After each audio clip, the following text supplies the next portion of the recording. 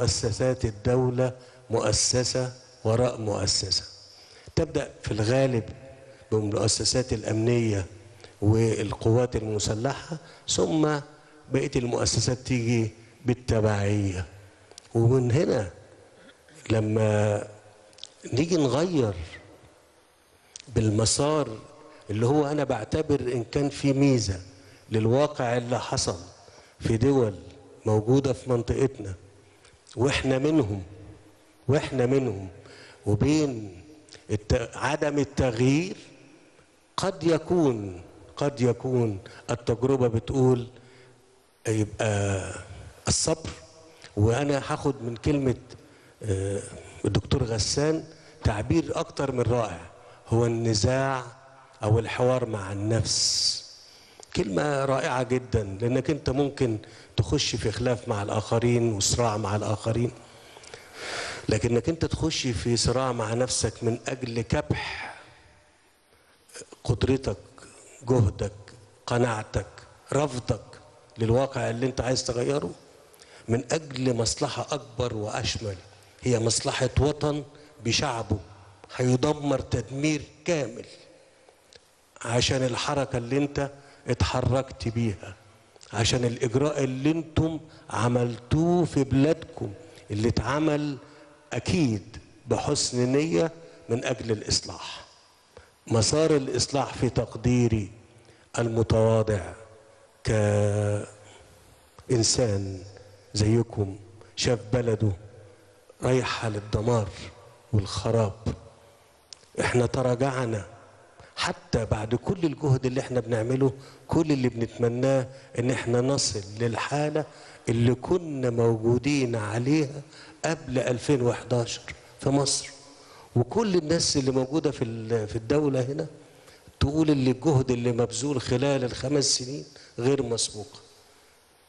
لكن بكل الجهد ده وكل الإجراءات اللي احنا نجحنا فيها، أنا بقول لكم احنا المؤشرات الاقتصادية وحجم الاستقرار والأمن، احنا لما فتحنا الباب للفوضى من غير ما نقصد، نتج عنها انكسر حاجز استخدام السلاح من جانب الجماعات اللي هي موجودة معانا في مصر.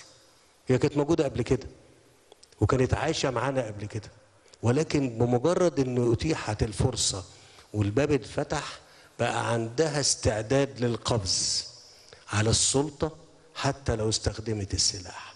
انا هقول ليكوا كلكم، اذا كان اقل تقدير اتقال فيه ان سوريا تحتاج 300 مليار دولار، 300 مليار دولار، واقصى تقدير تريليون دولار.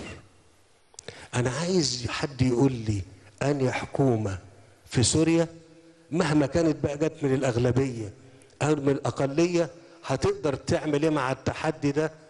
انتوا فاكرين في العالم حد هيمد ايده، وانا بقولها على الملأ، يطبق 300 مليار دولار ويديها الدولة ولا ايه؟ دول بيتخانقوا على 10 مليار. هو الصراع اللي موجود في العالم معمول على ايه؟ على النفوذ وعلى الاموال والمصالح. حد يديك 300 مليار دولار تصلح بلدك؟ مش انت اللي كسرتها، مش انت اللي خربتها. اصلح لك انا ليه؟ لا انا ما اصلحلكش، انا اصلح بلدي وابني بلدي وابني لشبابي في الدول المتقدمة. لكن ليكم انتوا اللي بتعملوا في بلادكم كده، وانتوا اللي بتخربوا بلادكم. انا بقول لكم الكلام ده والله لن تسمعوه من احد ابدا في موقعي اللي انا فيه ده. وانا ان شاء الله بحاول اكون صادق، والمبعوث الدكتور ديمستورا يعرفني كويس، التقينا سويا وتحدثنا حديث خاص، ويعلم ان الكلام اللي بقوله ده هي قناعات ناتجة عن خبرات لممارسات عشناها، مش كلام احنا بنقوله. ده احنا عشنا كل يوم بنعيش في مرار ومعاناة لأجل نحافظ على بلدنا وعلى مصير 100 مليون مصري. 100 مليون مصري.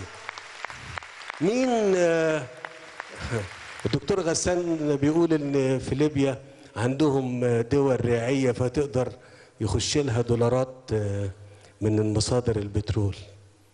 احنا في مصر ما عندناش يا دكتور، ما عندناش ده. فكانت هتتخرب وتضيع وما ترجعش تاني، وتبقى ملايين من المصريين بتهاجر على اوروبا او على دول الجوار، او تضيع في الصحراء وفي البحار. انا بقول التجربة دي لشباب جاي من كل حتة في العالم يشوفنا ويسمعنا، ويمكن بينظر إلينا وما عندوش الفرصة أن يتدبر ما يحدث في بلادنا في منطقتنا. يقول هم كده ليه؟ بيموتوا بعض ليه؟ هم بيعملوا كده ليه؟ هم بيهدوا بلادهم ليه؟ لا، ده هو الحكاية ان هم حاولوا يغيروا، بس هم ما كانوش يعرفوا ان لما يجي يغيروا بيعملوا فراغ ضخم، فراغ كبير. الفراغ ده لا يملأ إلا بالأشرار، لا يملأ إلا بالأشرار.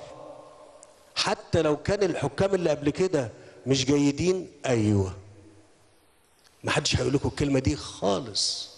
اوعوا من الشعارات والكلام المعسول الذي يقضي بكم إلى الضياع. اشتغلوا، اصبروا، تحملوا، قاسوا، عانوا زي ما انتوا عايزين، بس ما تعانوش في الخراب، ما تعانوش بالخراب.